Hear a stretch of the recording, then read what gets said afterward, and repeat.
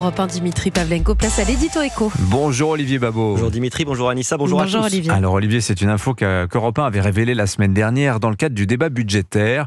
Le gouvernement étudie la piste d'une hausse de ce qu'on appelle les frais de notaire. Et alors vous nous dites Olivier qu'une fois de plus, nous faisons fausse route en matière fiscale. Oui Dimitri, quand on écoute le débat fiscal en général et puis celui de la fiscalité immobilière en particulier, on a l'impression d'une voiture roulant en sens inverse sur l'autoroute. Tant nous faisons avec constance l'exact inverse de ce qu'indique la raison.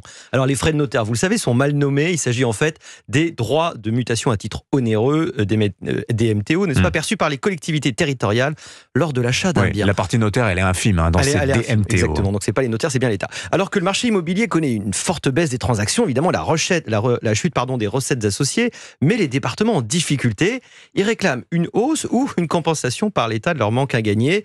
C'est une illustration de plus du nœud coulant fiscal dans lequel la France est engagée. Car qu'est-ce que ce nœud coulant fiscal ? Eh bien, aveuglés par leur impécuniosité, les pouvoirs publics ne voient pas que leurs décisions aggravent le mal qui nous ruine. La France est déjà l'un des pays, si ce n'est le pays européen, où les taxes sur l'immobilier, de la construction à la possession, en passant par la vente évidemment, sont les plus lourdes. Il est déjà particulièrement coûteux de changer de logement. Augmenter les DMTO aurait un triple effet néfaste. 1. Ça entrave l'accession à la propriété, en particulier chez les plus jeunes. 2.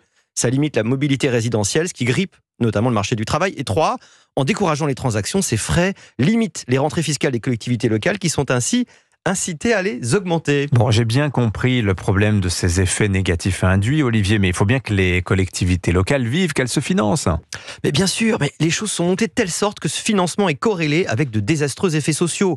Depuis des décennies, en particulier dans les zones tendues, les collectivités se sont habituées à une drogue dure, celle d'un immobilier dont le prix montait sans cesse, les transactions rapportant ainsi toujours plus.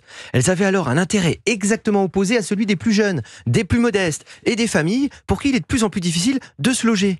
Mais cette dépendance était aussi suicidaire. Les collectivités locales sont devenues particulièrement vulnérables au retournement de la conjoncture immobilière. Et aujourd'hui, ce cycle de hausse, vous pensez qu'il est fini, qu'il tente de se retourner ? Il est carrément fini, et puis même retournement dans pas mal d'endroits. Maintenant que la hausse des taux a cassé l'augmentation des prix, les collectivités locales paniquent parce que leur financement se trouve subitement asséché. Cette dépendance à des prix immobiliers sans cesse plus hauts, des transactions abondantes, n'est pas seulement risquée, elle est surtout profondément malsaine. Vous comprenez le cercle vicieux. L'étouffement fiscal de l'immobilier baisse les recettes associées, ça rend nécessaire un étouffement plus fort qui à son tour baisse les recettes. La fiscalité de l'immobilier, c'est devenu une forme de machine infernale.